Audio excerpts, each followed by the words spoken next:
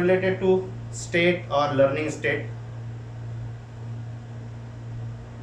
आगे बढ़े हम लोग।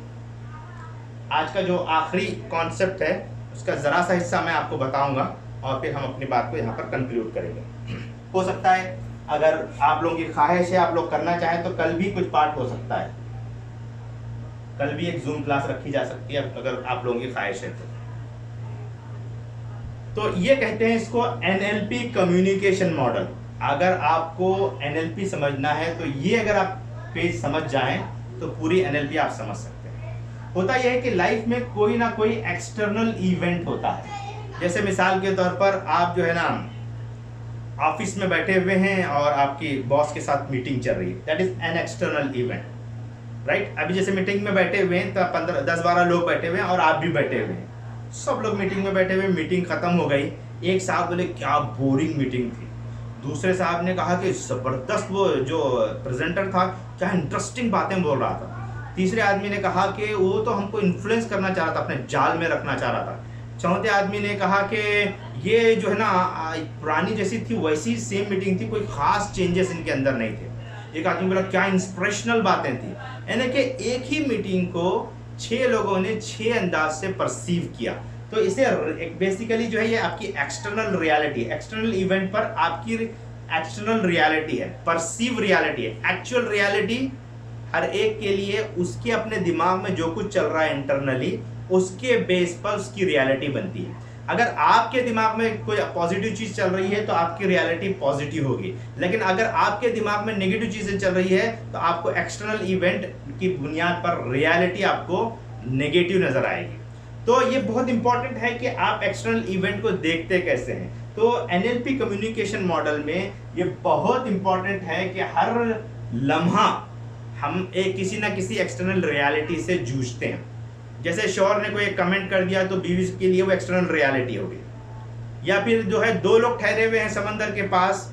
मैंने अभी आपको शायद याद होगा तो मैंने वीडियो भेजा था, तो एक अभी अभी इंतकाल होके आया, वो अपने रिलेटिव्स के साथ, रिलेटिव का इंतकाल हुआ है, एक अभी अभी शादी करके आया। दोनों समंदर की लहरों को देख रहे हैं, दोनों की एक्सटर्नल इवेंट के रिलेटेड जो रियलिटी है दोनों की डिफरेंट रियलिटी है। तो बेसिकली होता यह है कि 2 million bit of information, 2 million bit यानी कि ये कंप्यूटरी टर्म है, सबसे लास्ट अल्फाज कह सकते हैं, मतलब कि सिंगल बिट। इसके बाद जो है बाइट होता है या मेगाबाइट होता है या गीगाबाइट होता है, इसी तरह जो टेराबाइट है, उसी तरह 2 मिलियन बिट ऑफ इंफॉर्मेशन पर सेकेंड हमें मिलती है हमारे एक्सटर्नल इन्वायरमेंट से। जो भी एक्सटर्नल इवेंट होता है उससे हमको ये इंफॉर्मेशन आती है हमारे, और हम क्या करते हैं, हमारे पास मुख्तलिफ तरह के फिल्टर्स हैं हमारी लाइफ में।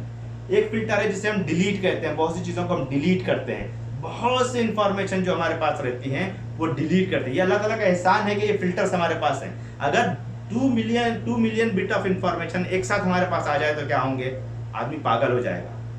तो एक्चुअल में हम डिलीट करते हैं बहुत सी इंफॉर्मेशन को डिस्टॉर्ट करते हैं, जनरलाइज करते हैं, यानी कि मैक्सिमम चीज़ें हम जो जनरलाइज करके सीखते हैं। जैसे मिसाल के तौर पर फर्स्ट टाइम आपने जब कार चलाना सीखी थी तो आपको क्या था, कार कैसे चलाए थे आप?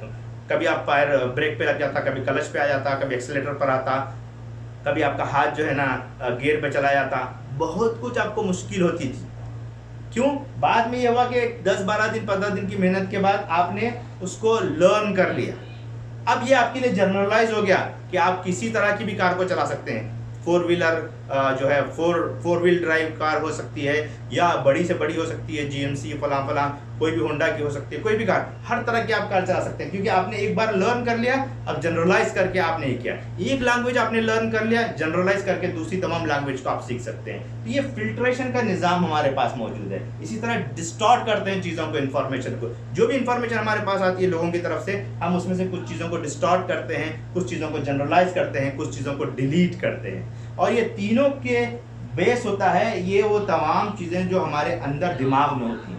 जैसे हमारे बिलीफ्स होते हैं, हमारे वैल्यूज़ होते हैं, हमारी मेमोरीज होती हैं, हमारी लैंग्वेज होती हैं, हमारे मेटा प्रोग्राम्स होते हैं। बेसिकली ये तमाम चीज़ें मैं 1-2 दिन इन चीज़ों को एक्सप्लेन करने के लिए लेता हूँ। एनएलपी जो प्रैक्टिशनर, ये भी जो चल रहा है आपका एसोसिएट प्रैक्टिशनर है, लेकिन प्रैक्टिशनर वर्कशॉप में इन चीज़ों को समझाने के लिए 2 दिन लेते हैं, 2 से 3 दिन लेते हैं ये पूरे हिस्से को समझाने के लिए। तो होता यह है कि इस तमाम फिल्ट्रेशन के निज़ाम के बाद से आप 134 बिट ऑफ इंफॉर्मेशन पर सेकेंड इंटरनली परसीव करते हैं, इंटरनल रिप्रेजेंट करते हैं, उसको इंटरनली उससे एक्सेस करते हैं। तो आई 2 मिलियन बिट ऑफ इंफॉर्मेशन, आपने फिल्टर वगैरह तमाम चीजें करके 134 बिट ऑफ इंफॉर्मेशन पर सेकेंड आपने परसीव किया, और ये इंफॉर्मेशन जो है ना आपके स्टेट को बनाती है। जो स्टेट मैंने बताया था आपको, जिसमें फिजियोलॉजी वगैरह थी, वो आपका स्टेट बनता है, इमोशनल स्टेट और आपकी फिजियोलॉजी बनती है। इन तमाम चीज़ों से गुजर करके आपका बिहेवियर जनरेट होता है। गुड थिंग क्या है, ये तमाम चीज़ें जो मैं एक्सप्लेन कर रहा हूँ आपको, ये सेकेंड्स में होती हैं। विद इन सेकेंड्स हर आदमी अपना बिहेवियर जनरेट करता है।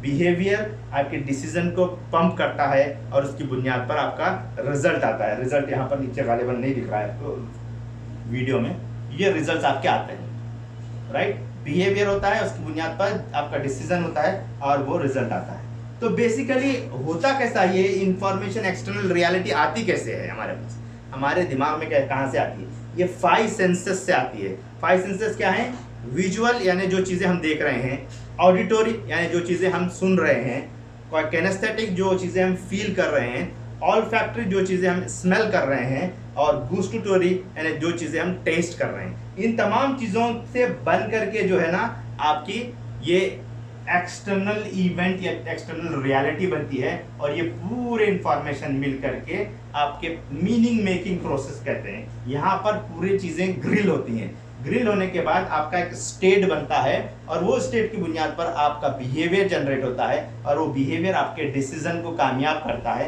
ये पूरा फीडबैक है जो आप अपनी लाइफ में इस्तेमाल करते हैं।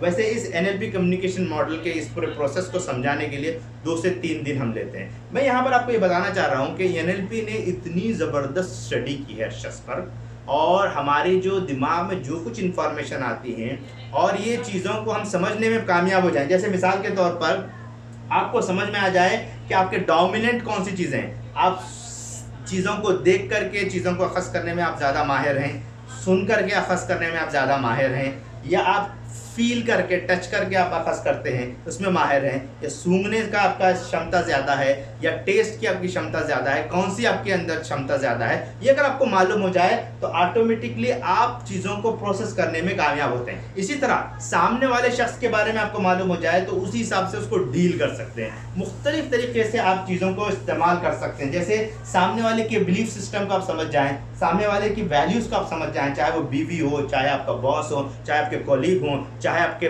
बच्चे हों, इन तमाम के अगर आप इन चीज़ों को समझ जाएं, उनके मेमोरीज कैसे वो एक्सेस कर रहे हैं, उन्होंने लैंग्वेज पैटर्न क्या इस्तेमाल कर रहे हैं, या फिर उनका मेटा प्रोग्राम्स क्या हैं, किस तरह के वो प्रोग्राम्स अपने दिमाग में इंस्टॉल करते हैं जिससे उनकी बॉडी रन हो रही है, ये अगर आप समझने में कामयाब हो जाएं तो ज़बरदस्त आप अपनी लाइफ में तब्दीली ले आ सकते हैं। इसकी बुनियाद पर आपका एक इंटरनल रिप्रेजेंटेशन बनता है, और उसकी बुनियाद पर आपके स्टेट और आपकी इमोशंस बनते हैं, और फिजियोलॉजी गवर्न करती है। तो सब चीज़ें मिल करके आपका बिहेवियर जनरेट होता है, और ये बिहेवियर साइन करता है पॉजिटिव बिहेवियर है, नेगेटिव बिहेवियर है।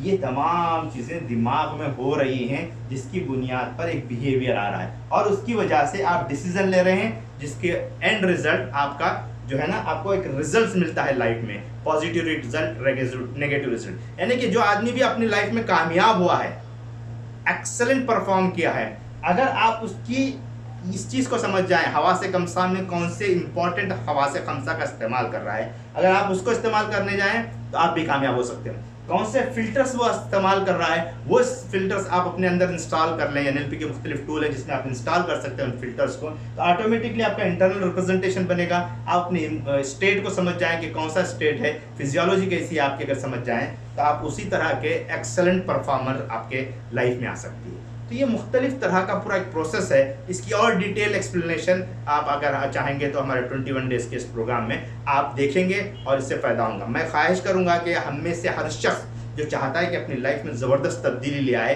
एक छोटे से इन्वेस्टमेंट अपनी लाइफ में करें, इंशाल्लाह आपको ज़बरदस्त फ़ायदा हो सकता है। आप बहुत सी चीज़ें समझ पाएंगे, और इंशाल्लाह मुख्तलिफ सवालात के ज़रिए से आप वीकेंड्स पर उसमें इंफॉर्मेशन हासिल कर सकते हैं, स्टडी कर सकते हैं, उन टेक्निक्स को अपनी लाइफ में इस्तेमाल कर सकते हैं।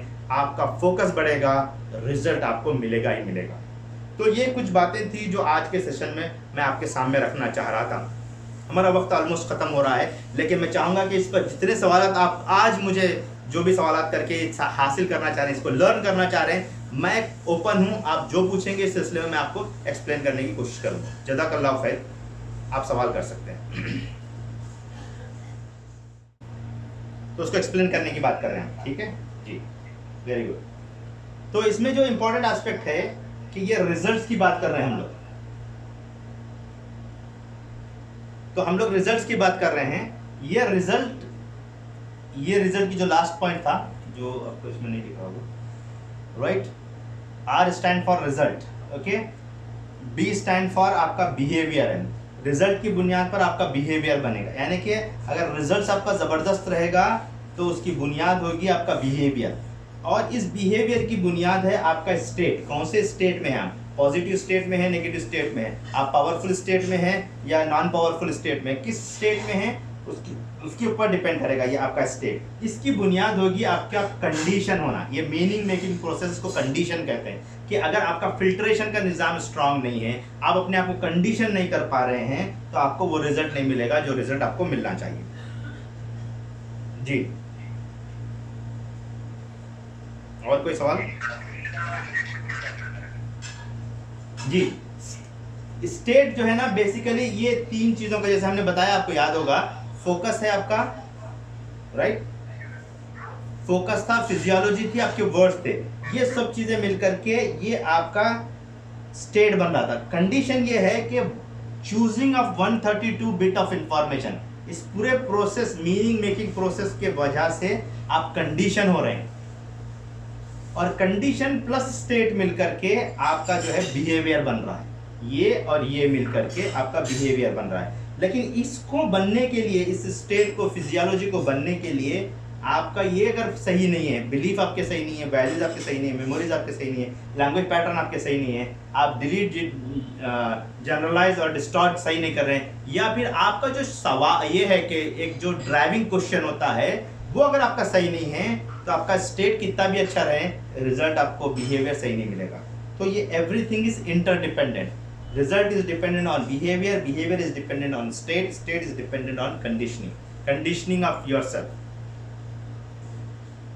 जी, ऑब्वियसली बहुत अच्छा सवाल है। वैसे आपको मुख्तलिफ इसमें पूरे डिफरेंट जी, मेरी आवाज नहीं आ रही आपको?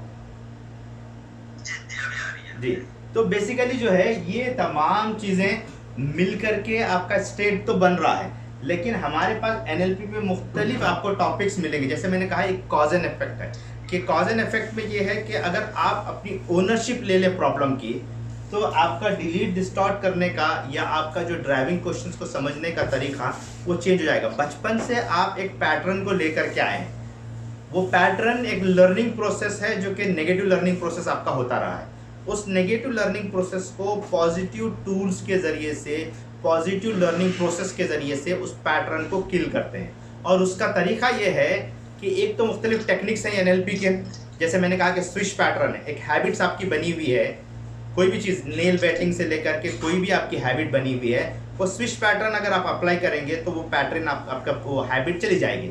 जैसे मिसाल के तौर पर सिगरेट पीने की हैबिट बनी हुई है, या फिर ये कि हमेशा नेगेटिव थॉट्स और नेगेटिव थिंकिंग प्रोसेस है, या नेगेटिव इमोशंस इस्तेमाल करते हैं, तो वो एनएलपी का वो टूल आप इस्तेमाल करेंगे तो आपको उसका रिजल्ट आपको मिलेगा। इसी तरह बिलीफ्स है, बिलीफ्स जो है ना सबसे इंपॉर्टेंट यहाँ आप देखेंगे फिल्टर्स है। ये बिलीफ का जो पैटर्न है, इस पैटर्न को आप समझ करके एम्पावरिंग बिलीफ को कैसे इंस्टॉल करेंगे, वो अगर आप समझ जाएंगे तो आपको रिजल्ट मिलेगा। तो 21 दिन के कोर्स में ये चीज़ें तफसील के साथ आपको बताई गई हैं। अगर आप उसको खोल के देखेंगे तो आपको फर्स्ट डे क्या होगा, सेकेंड डे क्या होगा, थर्ड डे क्या होगा, वो तमाम चीज़ें तफसील के साथ बताई गई, विद एग्जाम्पल, विद टेक्निक को एक्सप्लेनेशन के साथ ये कंटिन्यू रहेगा। और इसके साथ साथ जब हम नेक्स्ट वीक आएंगे 4-5 दिन के आपके कंप्लीट होने के बाद, छठे दिन जब हम आके बैठेंगे तो 5 दिन का आपको एक तो रिवाइज करना पड़ेगा उसकी कुछ चीज़ें, और उसमें जो सवालात आपके जहन में आ रहे हैं वो सवालात के आंसर दिए जाएंगे। फिर आपको 1-to-1 प्रैक्टिस करेंगे, ब्रेकआउट रूम में हम आपको डालेंगे, यहाँ पर ब्रेकआउट रूम का भी हमारे पास ऑप्शन है, तो आपको ब्रेकआउट रूम में डालेंगे तो आप अपने फ्रेंड सर्कल के साथ वो टेक्निक इस्तेमाल कर सकते हैं और आपको रिजल्ट भी मिलेगा। ये तमाम चीज़ें इंशाल्लाह कीजिए। जी अच्छी अच्छी कार लेने के लिए मेहनत करना वो जेलस में नहीं आएगा। जेलस ये है कि आपकी ख्वाहिश ये है कि उस सामने वाले को अच्छी कार ना मिले। जेलस के 3 लेवल हैं। एक तो ये है कि मुझे अच्छी कार मिले, उसको अच्छी कार ना मिले, है? या फिर ये है कि मुझे नहीं मिली तो नहीं मिली, लेकिन उसको तो नहीं मिलना है। या एक ये लेवल है कि आप उसमें मुझे उससे अच्छी मिलना है। ये सब जेलस के एस्पेक्ट है। आप अगर ये सोच रहे हैं कि मेरी अच्छी कार होना है विदाउट मतलब डिफेमिंग, डिग्रेड करने के किसी को, आप अपनी अच्छी कार के बारे में सोच रहे हैं, तो इट्स नॉट जेलस। जेलस वहां पर आता है कि आपको मिले ना मिले दूसरे को ना नहीं मिलना चाहिए, या मेरे को जो मिली है उससे अच्छी सामने वाले को नहीं मिलनी चाहिए, या फिर ये कि उसको ऐसी कैसी मिल सकती है जबकि मेरे पास टैलेंट है, मेरे पास तमाम चीज़ें हैं। तो ये है जेलस बेस्ट। तो इंशाल्लाह हम लोग यहाँ पर एंड करते हैं। कल सेम टाइम हम लोग यहाँ पर जमा होंगे इंशाल्लाह। एक हो सकता है 45 मिनट्स का रहे या 1 आवर का रहे मैक्सिमम। ठीक है, बहुत बहुत शुक्रिया आप लोगों का। और अपने फ्रेंड सर्कल को भी आप इनवाइट कर सकते हैं कल के सेशन के लिए। जितने लोग आना चाहें आ सकते हैं, कोई मसला नहीं है हमारे पास इंशाल्लाह। ठीक है, कल आपको हम और एक लिंक देंगे जूम का, वो आपको लोगों को, फ्रेंड्स को बुलाइए, आप खुद भी शरीक हों। कल भी इंशाल्लाह 1 घंटे का सेशन रहेगा। ठीक है, जज़ाकल्लाह खैर। अस्सलाम वालेकुम व रहमतुल्लाहि व बरकातहू।